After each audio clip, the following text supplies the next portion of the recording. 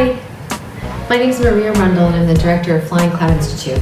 Our mission at Flying Cloud Institute is to bring young people and educators dynamic science and art experiences that ignite their own creativity. Most of the time, we get to do that in the schools. We work alongside teachers in the public system in Berkshire County. We work after school, bringing enrichment programs to kids all over the region.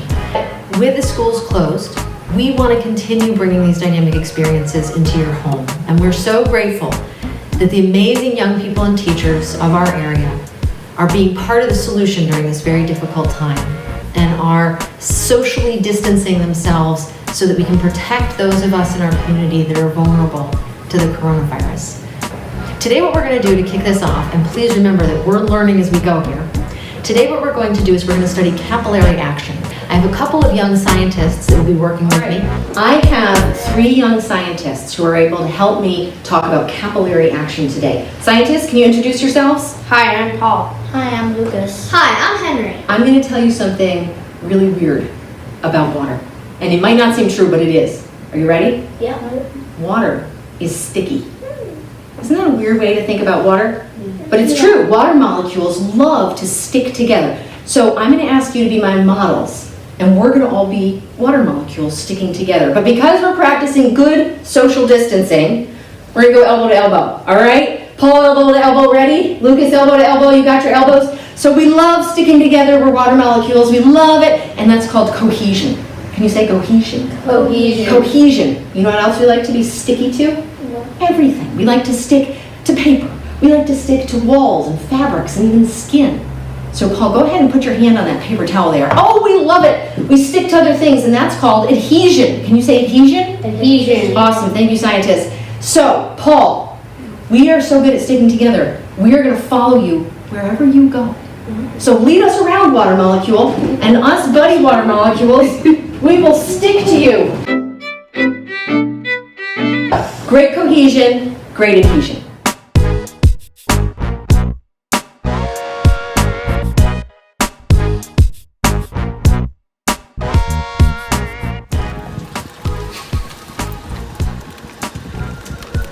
So we're looking at the capillary action of siding. You can see this is cross-cut, and you can see right here is the grain. It's still soaking in water because it's wood, and the wood can absorb it. So we have to cover this up so capillary action will stop.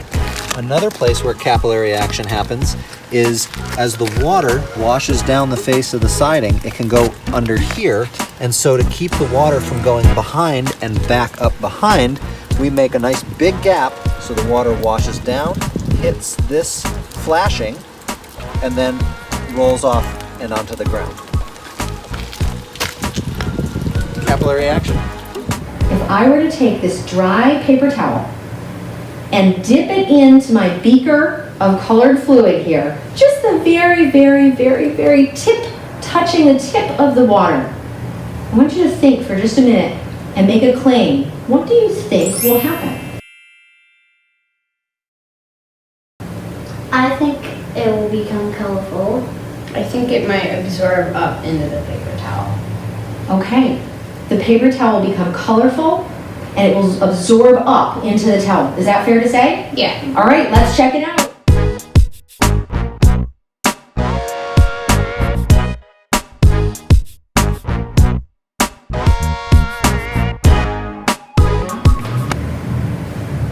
Just the very tip. Dip it down just a little bit and then leave it there. There you go. Can you take a closer look for us, Paul? So one of the things that we might actually see is that the green starts separating out into blue and yellow because the pigments of blue and yellow travel at different rates of solubility through this paper towel. And we actually can start seeing the separation of colors. Isn't that amazing? That's called chromatography. And we'll study more about that in a little while. All right, thank you both so much. Now we're going to use our knowledge about capillary action to create disinfectant wipes so that we can be really responsible about maintaining a bacteria-free environment. And at Flying Cloud, we love working with kids. We always want to shake hands when we meet someone, but now we're not shaking hands, we're not hugging, we're giving everybody kisses instead. But these kind of kisses. All right, so what I want you guys to do is help me mix up a formula that then we can draw up into our paper towel rolls to become disinfectant wipes. The first step is we've got to cut this roll in half, and we're going to need a serrated knife to do it. Paul, can you help us out? Awesome, Paul, thank you.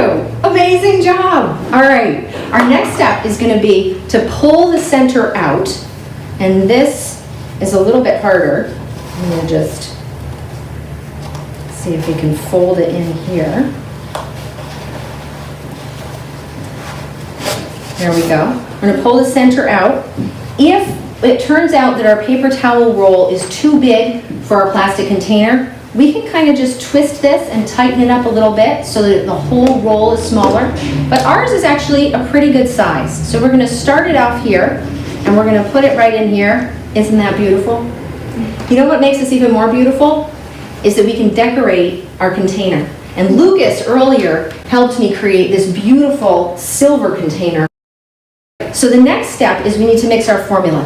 Can I please get you, Lucas, to add to our bowl here water? Awesome. All right, now we're going to put a 1/4 cup of rubbing alcohol in. Paul, can you put the rubbing alcohol in? Rubbing alcohol is the most important piece because this is where we're actually going to see the results.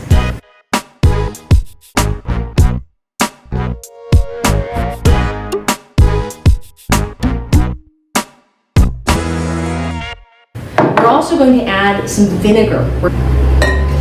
Awesome. And then Paul, finally, 1/2 cup of lemon juice. Now there's a lot of different formulas that you can use, right? The big thing that we want to focus on is that we're including rubbing alcohol, and in this case we're using isopropyl alcohol 70%. We also have some 91%, but we want it at least to be 70%. You don't need it to be out of a chemistry lab. It can be out of your own home cabinet. So, can I get your help now, Lucas, mixing everything together very gently? Because this is our lab, we are not going to do a lot of close smelling with our noses, but we probably will get a very strong scent off of it anyway. Awesome. All right, next step is we're going to put the liquid inside our container. I'm going to do this very, very carefully. We'll see how it goes.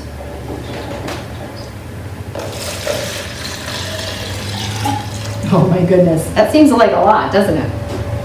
All right, well, we're doing our experiment here. All right, who's going to help me Why don't we both use do it? capillary action? I love that. All right, why don't you both do it? I'll grab this.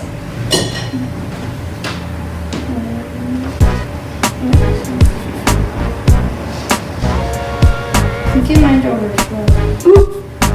Nice and slow. You guys are doing it nice and slow. Okay.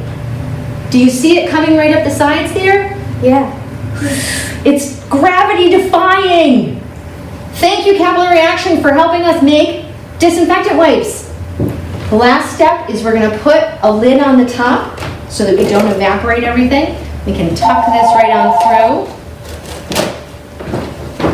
And we're ready to put this in our fancy bathroom. Scientists, thank you so much. Elbow bumps. I appreciate all your work. You're amazing.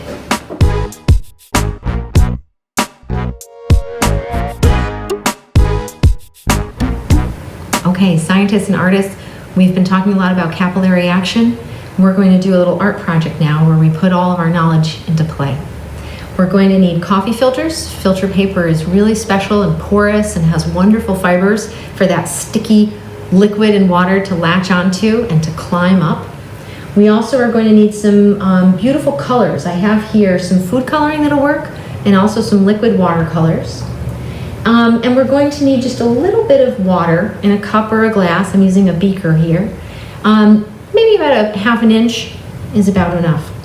And what we're going to do is we're going to take a piece of our filter paper and we're going to make sure that at the bottom part of it, the part that we're going to be putting into the water to draw that liquid up through the beautiful pigments that we're putting on, we keep that nice and clean. Don't put any color down here.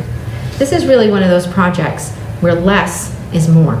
And we're going to take our beautiful vibrant colors and we're going to put them, and I like to just do a little dash and a little drop here and there. I'm going to use just 2 colors, but you can use as many as you want. What I'm curious about is what happens when the red and the yellow meet and the different pigments come on together. So I'm going to put some more yellow down here and along the sides to see what happens. Now I very carefully take this, fold it over, and again that clean part that I left at the bottom here, that's what actually gets dipped very carefully into the water. Now as much as you can, have it not be touching the sides, but that's a bit of a challenge. And you can see that immediately those pigments start to be moved and they start to be carried up. And what we can see is those colors starting to separate because the different colored pigments move at different rates. But we'll have to look into that further when we do chromatography together in the future. For now, I'm going to let this sit and go to work, and I hope that you go to work as well.